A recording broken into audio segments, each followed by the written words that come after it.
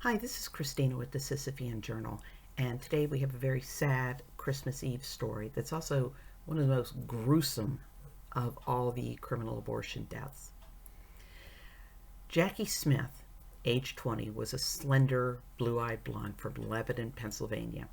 Now, over the protests of her father, 41-year-old Chester Smith, and her mother, Josephine, Jackie moved to New York City and took an apartment with two other women in early 1955 so that she could pursue a career as a fashion designer. Now, that June, friends introduced her to Thomas G. Daniel, an urbane young salesman, 24 years old. He was well-read, multilingual, a poet, and a gourmet cook. So it's easy to understand why he would have swept this small-town girl off her feet. So if we have, we can look at the massive amount of coverage in Jackie's hometown. There was a lot that they covered about Daniel. Jackie's hometown paper, Lebanon Daily News, sent reporters to Warren, Ohio, to speak to the people who knew Tom Daniel. He was the only child of Greek immigrants.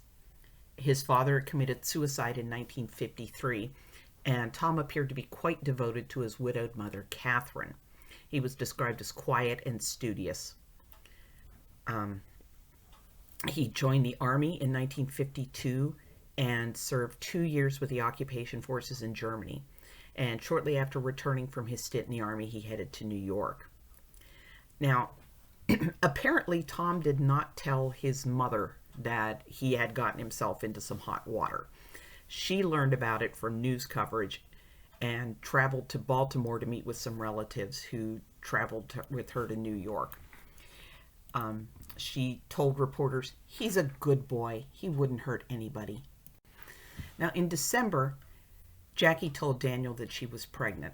He did not want to marry her. He actually had a girlfriend back in Ohio.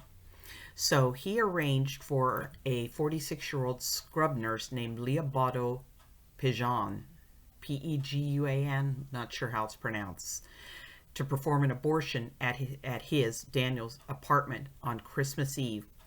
After performing the abortion, they became alarmed at Jackie's condition and summoned Dr. Ramiro Morales, who announced that Jackie was dead. Daniel and Peguan cut Jackie's body into pieces, took it to Peguan's home, and over the next several days, they cut it further up into as many as 50 pieces, which they wrapped in Christmas paper and disposed of in trash cans on side streets of Broadway from 72nd to 80th Street.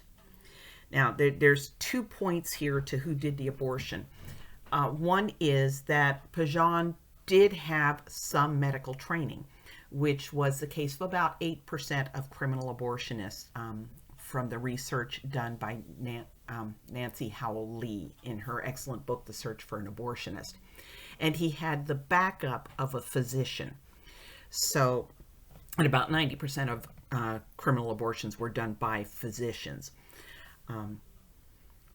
So, that's the case where he did have an understanding of sterile technique, probably had witnessed a lot of surgery, and did have a physician backup. Now, Jackie's family was very concerned, of course, that they hadn't heard from her, especially over Christmas. So Chester Smith arrived on December 30th, and he and Daniel together went to the police to report Jackie missing. And the police thought something was fishy. They questioned Daniel more closely. He finally told police that Jackie had gone into the bathroom and stabbed herself to death due to his refusal to marry her, and that he had dumped her body in the Hudson River. Police investigated. Somehow their investigation of Daniel led them to Peguan, and they found over 800 stolen medical instruments in Peguan's apartment. And the entire story eventually came out. Peguan pleaded guilty and testified against Daniel. Now, trying the pair was going to be tricky. Prosecutors didn't have the body of a victim, but they had the corpus delicti, the body of the crime. The witnesses' accounts, the abortion instruments, Jackie's possessions, and the confessions of the two principal characters added up to significant proof of Jackie's death for prosecutors to proceed. Now, Daniel's widowed mother endured the entire trial, and Chester Smith was there too, but he left the courtroom when testimony came to describing the dismemberment of his daughter's body. Pajan, who performed the abortion, was sentenced to 7.5 years in prison. Daniel, who arranged it, was sentenced to 8 years. And that's something for us to keep in mind about motivations for wanting abortion to be safe and legal. The person who arranged the abortion could wind up in prison if the woman died. Cui bono? Not the woman. She's just as dead if the abortion's legal. But the people who arranged it get off scot-free.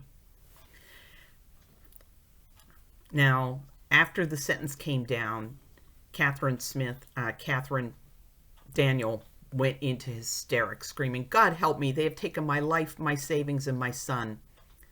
Nobody recorded the words of Jackie's father as he faced a life without his daughter. So, if you follow the link below, I provide not just Jackie's story and the sources, but a link including a lot of photos and information that the Lebanon Daily News covered about Jackie's life and her untimely death.